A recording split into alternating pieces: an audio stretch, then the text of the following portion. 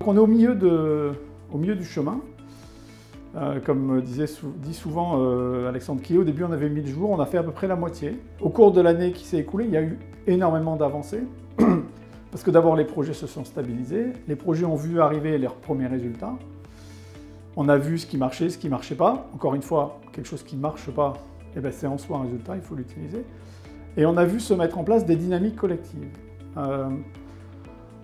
Il y a un an, en gros, tout le monde présentait aux voisins ce qu'il avait fait, mais sans savoir ce qu'il pouvait attendre des autres. Aujourd'hui, on est dans une configuration où on a un an de résultats en plus.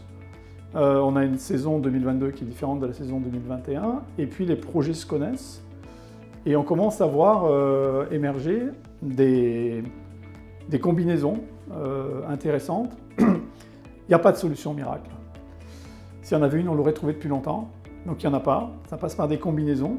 Ça va être une forme de changement progressif de point de vue. C'est qu'elle va être le point de référence. C'est-à-dire que aujourd'hui, on a comme point de référence la betterave avec NNI. À partir de 2024, la référence et donc la façon de mesurer les progrès va devenir la betterave sans NNI. C'est-à-dire si je n'ai pas de NNI et que je ne fais rien, qu'est-ce qui se passe? Et de ce point de vue-là, le post-PNRI peut induire un changement majeur sur la façon de penser les articulations, et penser le long terme, et penser les paysages agricoles. Il y aura un rôle absolument considérable qui va être assigné au groupe sucrier. C'est parce que c'est à ce niveau-là, au niveau des petits groupes d'agriculteurs, que se font ce qu'en termes de sciences-gestion, on appelle les externalités directes de réseau. Les agriculteurs travaillent ensemble et apprennent de leurs voisins. Et les externalités indirectes de réseau, parce que les structures vont apporter un appui. Alors quel appui? Si par exemple vous devez déployer des macro-organismes, il ne faut pas laisser chaque agriculteur se débrouiller, il faut qu'il y ait une forme de mutualisation. Et puis il y aura le levier collectif qui est assurer, couvrir un risque.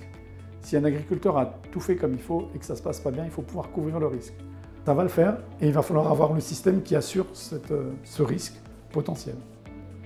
Ça va aussi poser des questions extrêmement intéressantes sur les problématiques réglementaires. On a des solutions qui vont venir de la dimension biocontrôle, soit des macro-organismes, soit des substances naturelles, phéromones, chéromones, et ça va poser une question réglementaire, et donc ça sera à la réglementation de s'adapter. Dans le cas présent, il va falloir la faire évoluer pour avoir accès plus rapidement à ça.